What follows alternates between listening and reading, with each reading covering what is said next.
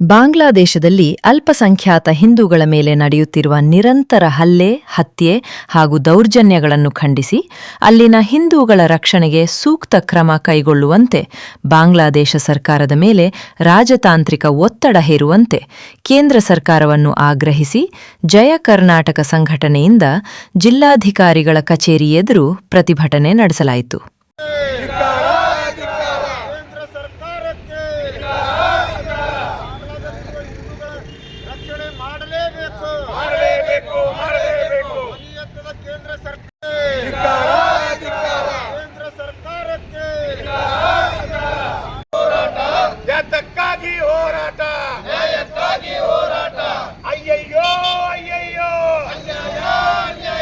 ಬಾಂಗ್ಲಾದೇಶದಲ್ಲಿ ಹಿಂದೂಗಳನ್ನು ರಕ್ಷಣೆ ಮಾಡಲೇಬೇಕು.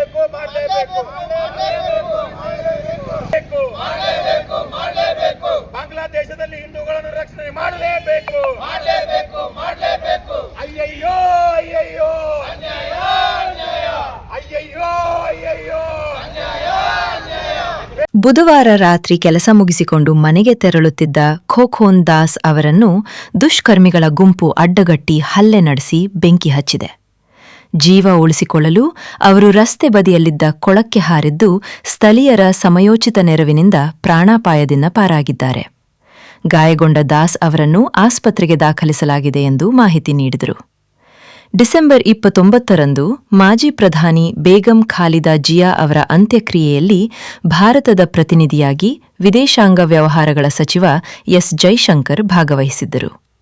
ಈ ಭೇಟಿಯಿಂದ ಭಾರತ-ಬಾಂಗ್ಲಾದೇಶ ಸಂಬಂಧದಲ್ಲಿ ಹೊಸ ಅಧ್ಯಾಯ ಆರಂಭವಾಗಲಿದೆ ಎಂಬ ನಿರೀಕ್ಷೆಯ ನಡುವೆಯೇ ಇಂತಹ ಹಲ್ಲೆಗಳು ನಡೆಯುತ್ತಿರುವುದು ಸಂಬಂಧ ಸುಧಾರಣೆಗೆ ಅಡ್ಡಿಯಾಗುತ್ತಿದೆ ಎಂದು ಹೇಳಿದರು. ಆದ್ದರಿಂದ ಭಾರತದ ಕೇಂದ್ರ ಸರ್ಕಾರ ಬಾಂಗ್ಲಾದೇಶದಲ್ಲಿನ ಅಮಾಯಕ ಹಿಂದೂಗಳ ಮೇಲಿನ ದೌರ್ಜನ್ಯ ಹಾಗೂ ಹತ್ಯೆಗಳನ್ನು ತಡೆಗಟ್ಟಲು ಅಲ್ಲಿನ ಸರ್ಕಾರದ ಮೇಲೆ ರಾಜತಾಂತ್ರಿಕ ಒತ್ತಡ ಹೇರಬೇಕು. ಅಲ್ಲದೆ ಹಿಂದೂಗಳ ರಕ್ಷಣೆಗೆ ಪರಿಣಾಮಕಾರಿ ಕ್ರಮಗಳನ್ನು ಕೈಗೊಳ್ಳುವಂತೆ ಸೂಚಿಸಬೇಕು ಎಂದು ಪ್ರತಿಭಟನಾಕಾರರು ಆಗ್ರಹಿಸಿದರು. ನಮಸ್ಕಾರ. ಇವತ್ತು ಜಯ ಕರ್ನಾಟಕ ಸಂಘಟನೆ ಧಾರವಾಡ ಜಿಲ್ಲಾ ಘಟಕದ ವತಿಯಿಂದ ಮಾನ್ಯ ಜಿಲ್ಲಾಧಿಕಾರಿಗಳ ಮುಖಾಂತರವಾಗಿ ನಾವು ಗೌರವಾನ್ವಿತ ಪ್ರಧಾನಮಂತ್ರಿಗಳು ಹಾಗೂ ರಾಷ್ಟ್ರಪತಿಗಳಿಗೆ ಒಂದು ಮನವಿಯನ್ನು ಕೊಡ್ತಾ ಇದ್ದೇವೆ.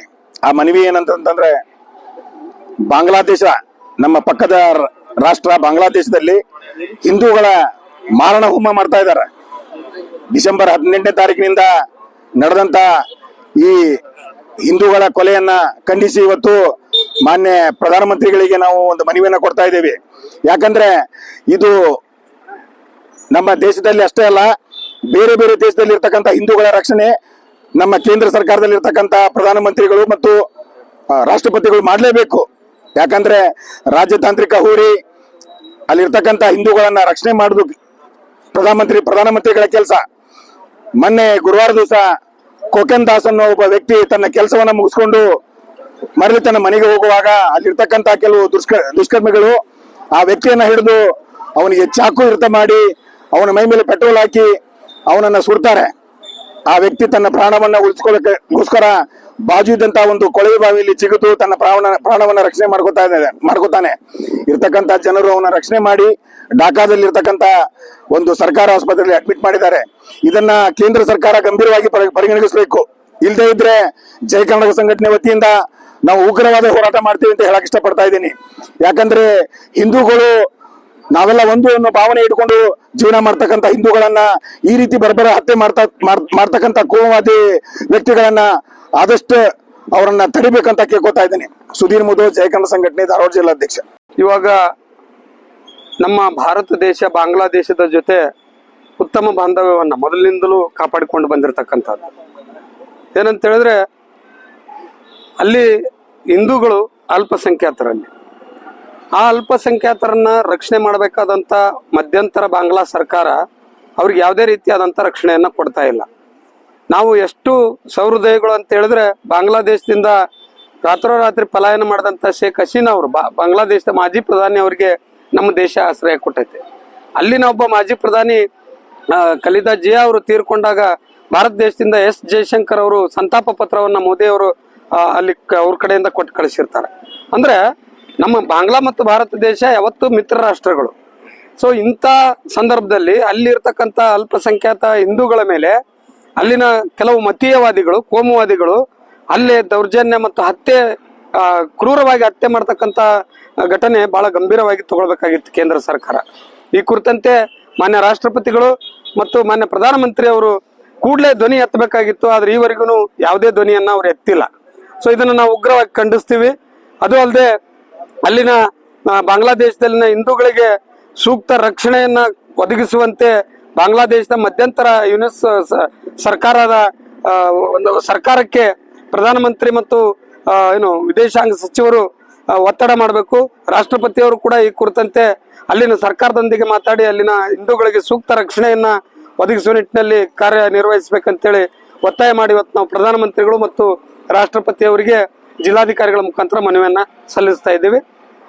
ನನ್ನ ಹೆಸರು ಲಕ್ಷ್ಮಣ ದೊಡ್ಡಮನಿ, ಜಯ ಕರ್ನಾಟಕ ಸಂಘಟನೆ ಜಿಲ್ಲಾ ಗೌರವ ಅಧ್ಯಕ್ಷ. ಈ ಪ್ರತಿಭಟನೆಯಲ್ಲಿ ಜಯ ಕರ್ನಾಟಕ ಸಂಘಟನೆಯ ಮುಖಂಡರಾದ ಲಕ್ಷ್ಮಣ ಬಿ ದೊಡ್ಡಮನಿ, ಚಂದ್ರು ಅಂಗಡಿ, ಮಂಜುನಾಥ ಸುತಗಟ್ಟಿ, ಎಚ್ ರಾಮಣ್ಣ, ವಿರೂಪಾಕ್ಷಯ್ಯ ಹುಬ್ಬಳ್ಳಿ ಮಠ, ಗಂಗಪ್ಪ ದೊಡ್ಡಮನಿ, ನಾರಾಯಣ ಮಾದರ, ಹನುಮಂತ ಮೊರಬ, ಅಲ್ತಾಫ್ ಜಾಲೆಗಾರ, ಹರೀಶ ನಾಯಕ, ಮಣಿಕಂಠ ಹವಾಲ್ದಾರ, ಮಂಜುನಾಥ ಜುಲ್ಡಿ, ಗಿರಿರಾಜ ಮೇಲಿನಮನಿ, ರಾಜು ಚಲವಾದಿ, ಜಾಕೀರ್ ಖಾನ್, ಪ್ರಕಾಶ್ ಹಿರೇಮಠ, ದುರಗಪ್ಪ ಕಡೇಮನಿ, ರಾಜು ಜುನ್ನಾಯ್ಕರ, ಮಂಜುನಾಥ ಹೊಸಮನಿ, ಮುತ್ತು ಕುಲಕರ್ಣಿ, ರಾಜು ಗೌಳಿ, ರಮೇಶ ಗೌಳಿ, ಅಮಿತ್ ಗೌಳಿ ಹಿರೇಮಠ, ಶಬ್ಬೀರ ಅತ್ತಾರ, ಸಂಜಯ್ಯ ಜಿಂದ್ರಾಳೆ, ರೆಹಮಾನಸಾಬ್ ನಿಚ್ಚಣಿಕಿ,